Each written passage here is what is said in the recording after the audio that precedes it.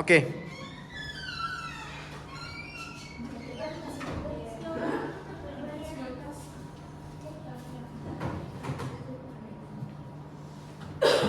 Baik, assalamualaikum warahmatullahi wabarakatuh. Waalaikumsalam warahmatullahi wabarakatuh. Selamat siang semua. Siang, Ibu. Bagaimana kabarnya hari ini? Sehat? Sehat. Baik. Di sini Ibu mau tahu siapa ketua kelasnya di sini? Taufik, Bu. Oh, dia nggak datang. Ya, wakilnya dia nih. Sebelum kita memulai pembelajaran hari ini, akan lebih baiknya kita berdoa terlebih dahulu kepada ketua kelasnya. Silakan pimpin doanya. Baik teman-teman, berdoa dimulai. Bismillahirrahmanirrahim. Rabbi sholli sadri wa yassirli amri wahlul 'uqdatam min lisani yafqahu qawli. Rabbi zidni ilman warzuqni fahman. Amin. Karena hari ini pertemuan pertama kita, akan lebih baiknya kita perkenalan terlebih dahulu. Nah, izinkan Ibu yang akan pertama kali memperkenalkan diri kepada kalian. Nanti baru giliran kalian yang akan memperkenalkan diri kepada Ibu. Perkenalkan, nama Ibu Selvia, Ibu alumni dari SMA Negeri 1 Sentul Utara, dan sekarang Ibu sedang menempuh pendidikan di Universitas Syahkuala, Fakultas Keguruan dan Ilmu Pendidikan, jurusan Pendidikan Pancasila dan Kewarganegaraan. Baik, sekarang giliran kalian yang akan memperkenalkan diri kepada Ibu. Dimulai dari ujung sana. Perkenalkan, saya Fidatul Syahaja, asal saya dari Sulsel. Ya, baik. Selanjutnya, Perkenalkan, nama saya Dara Salsabila. ya selanjutnya, Perkenalkan, nama saya Syarifah Reka Zaitapur. ya selanjutnya, Perkenalkan, nama saya Ahmad Musaika. Singkatan saya. Perkenalkan, nama saya Nurul Fikri. Perkenalkan, nama saya Dewa Pandemi. selanjutnya, Perkenalkan, nama saya Najwa Shihab, tapi juga dari Mata Najwa. ya, Perkenalkan, nama saya Awi Rahmadini.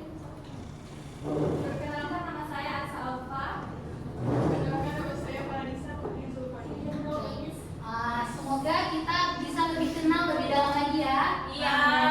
Nah, jadi insya Allah saya akan menjadi guru mata pelajaran PPKN di kelas 7. Nah, insya Allah selama 1 semester ini kita akan terus bertemu pada mata pelajaran PPKN. Ibu berharap semoga kalian semua bisa saling bekerja sama, belajar dengan baik, mengerjakan tugas dengan baik, mengikuti aturan dengan baik agar tujuan pembelajaran kita bisa tercapai dengan baik. Apa bisa dipahami? Baik.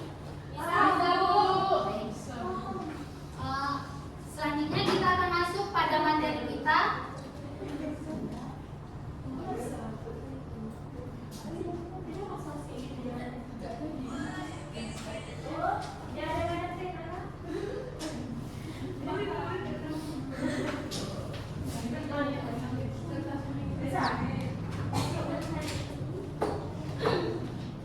Bisa, Bu?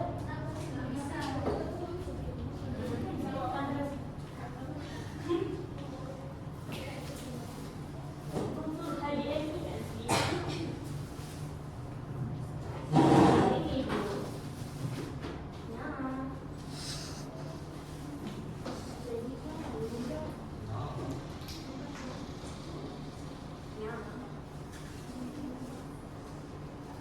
Ya, materi kita hari ini yaitu tentang norma dan keadilan. Ini dia.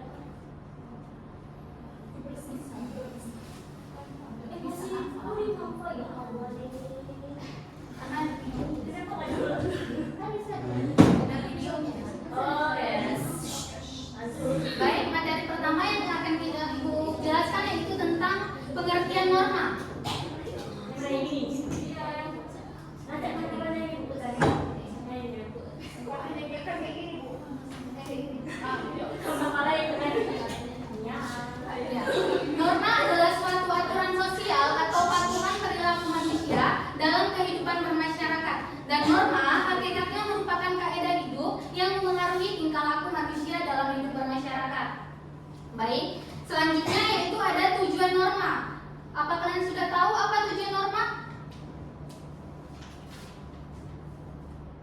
Silakan bacakan apa itu tujuan norma. Saya Bu.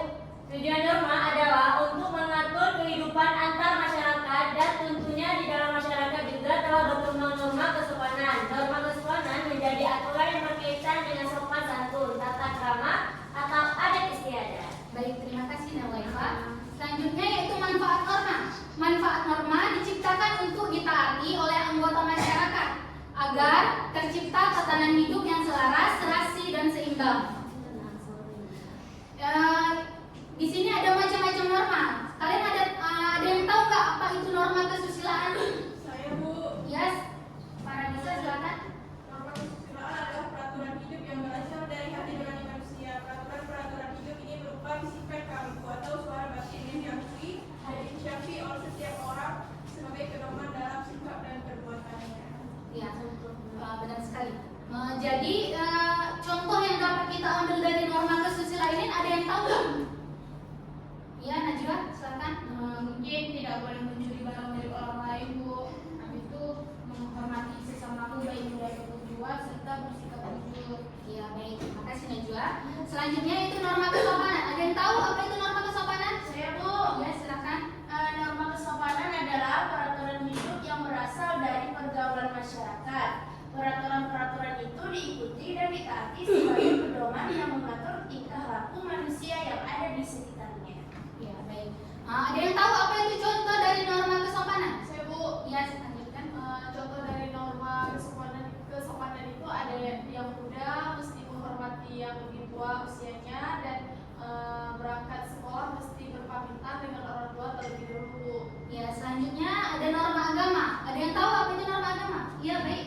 Norma agama adalah ketentuan hidup yang berasal dari Tuhan Yang Maha Esa, yang isinya itu merupakan perintah-perintah dan ajaran serta larangannya. Norma agama itu berasal dari wahyu Tuhan yang memiliki nilai fundamental bagi setiap pemeluknya dan mewarnai norma-norma yang lain seperti norma agama, norma susila, dan norma hukum. Ya. Ada yang tahu apa itu contoh dari norma agama? Saya Bu. Ya, silakan Arya. Contohnya tidak boleh berbuat cabul atau melecehkan. Yang kedua harus menghormati orang tua dan belajar. Ya.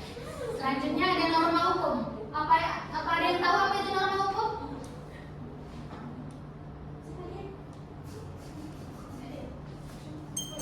Ya, baik. Norma hukum adalah norma yang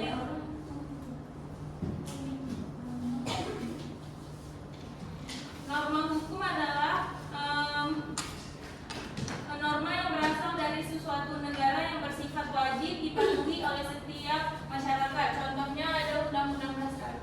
Undang-undang. Baik. Selanjutnya Ibu akan memperlihatkan beberapa video tentang sejarah perumusan Undang-Undang Dasar tahun 1945. Kalian perhatikan dengan jelas, nanti Ibu akan bertanya apa kesimpulan dari sejarah perumusan Undang-Undang 1945.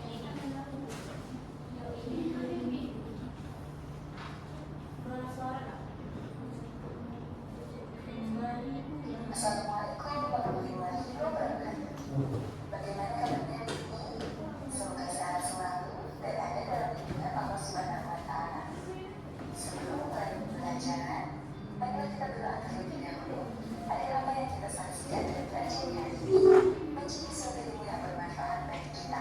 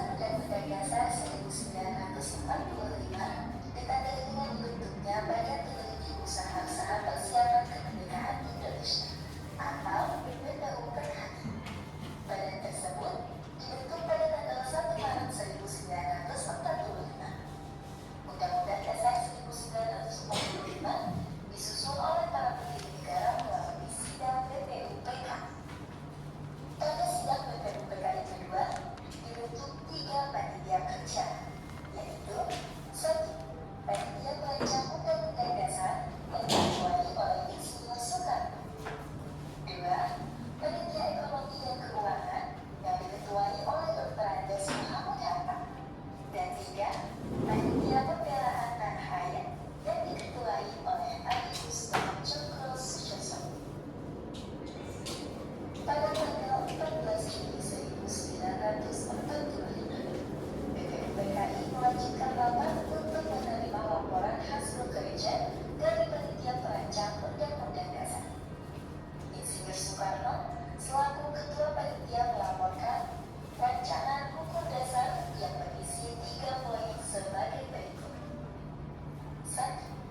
Rancangan Pernyataan Indonesia Merdeka atau Declaration of Independence. 2. Rancangan Pembukaan Undang-Undang Dasar yang isinya hampir sama dengan isi alinea keempat Piagam Jakarta. Yang ketiga, rancangan batang tubuh Undang-Undang Dasar yang terdiri atas 42 pasal. Sidang BPUPKI pun dilanjut pada tanggal 15 dan 16 Juli 1945. Sidang BPUPKI pada tanggal tersebut bertujuan untuk membahas lanjutan perencanaan batang tubuh Undang-Undang Dasar. Akhirnya, tanggal 16 Juli 1945, seluruh anggota BPUPKI menyetujui rancangan pembukaan hukum dasar negara Indonesia Merdeka. Agar sejarah proses perumusan Undang-Undang Dasar 1945 tergambar secara jelas, pembahasan proses tersebut kita bagi menjadi 2 tahap.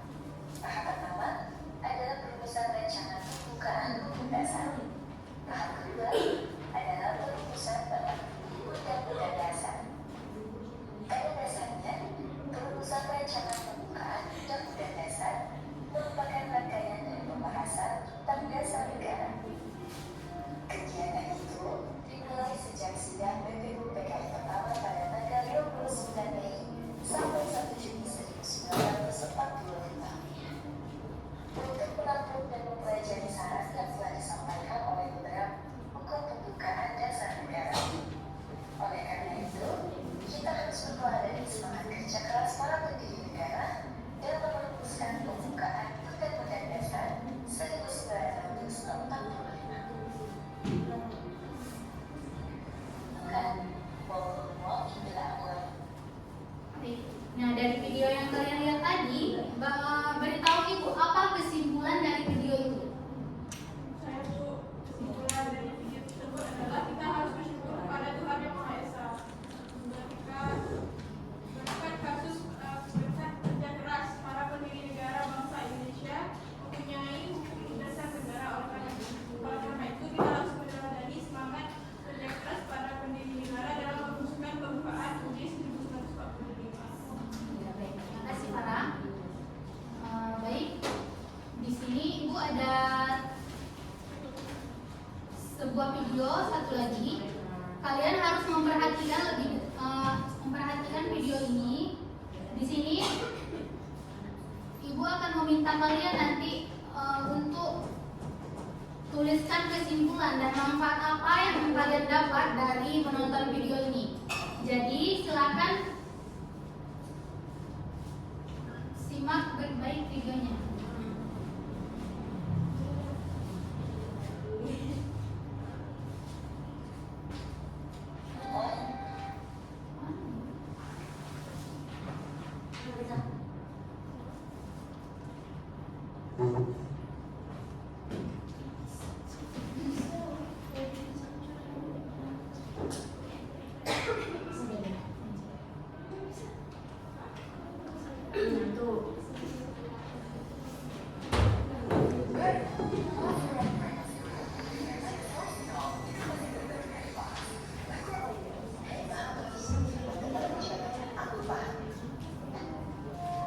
Siapa yang tidak kenal dengan Insinyur Soekarno?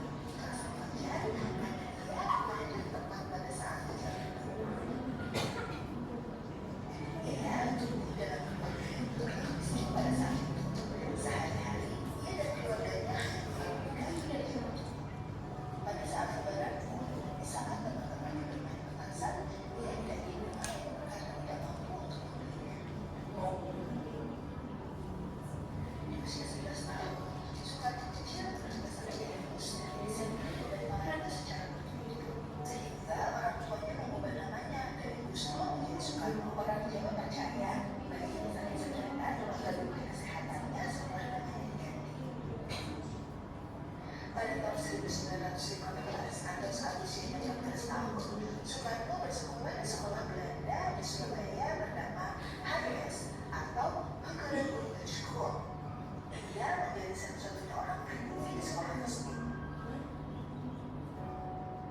Ketika bersekolah di Surabaya, Soekarno tinggal di rumah sahabat ayahnya, yaitu Haus Cokro Aminoto, yang juga menjabat sebagai ketua Partai Serikat Islam. Di rumah sahabat ayahnya tersebut, Soekarno mulai berperan untuk pergerakan kemerdekaan Indonesia bersama teman-teman satu kosnya.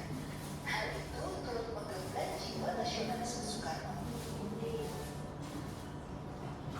Pada usia 20 tahun atau pada tahun 1921, dia mulai berkuliah di PHS atau yang kini dikenal sebagai ITB. 5 tahun kemudian, dia akhirnya dapat Universitas Indonesia Negara Institute. Setahun kemudian, tepatnya pada tahun 1977, dia meneruskan ajaran Orhanisme, yaitu sebuah ajaran ideologi perjuangan yang terbentuk dari sosio-nasionalisme, sosio-demokrasi, dan ketuhanan yang Maha Esa. Ia juga mendirikan PNI atau Partai Nasional Indonesia dengan tujuan yang tidak lain adalah Indonesia Merdeka. Pada usianya yang ke-28 atau pada tahun 1949, ia ditangkap dan dipenjara untuk pertama kalinya di Batu Cilegon. Setahun kemudian, Soekarno dipindahkan ke penjara Sukamiskin. Tanpa menyerah pada keadaan, Soekarno membuat pledoi Indonesia Movement. Pada tahun 1931, saat usianya 20 tahun, Soekarno akhirnya bebas dari penjara. Ia mulai meninggalkan risalah Partai Indonesia Merdeka. 1 tahun kemudian, ia bergabung dengan Partai Indonesia. Baik, Ibu akan memberikan LKPD kepada kalian semua. Ini tugasnya individu ya.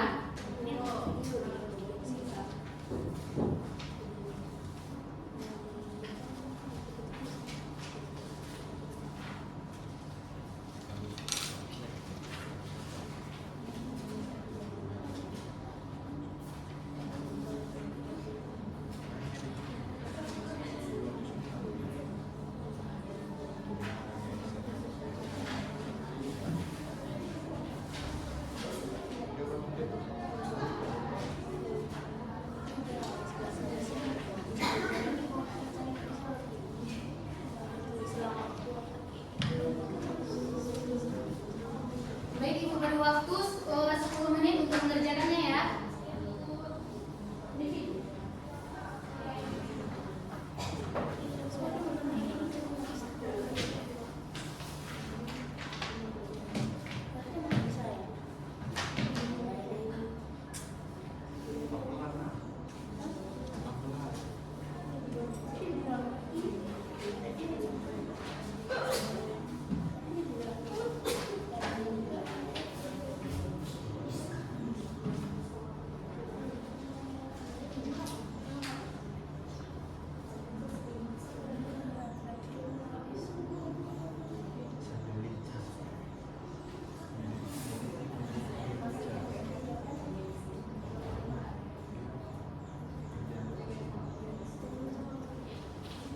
Baik, jika sudah siap silakan dikumpulkan ya.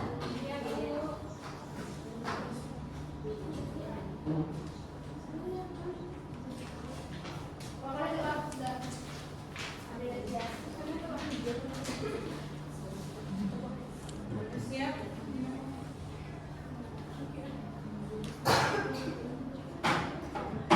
Siap?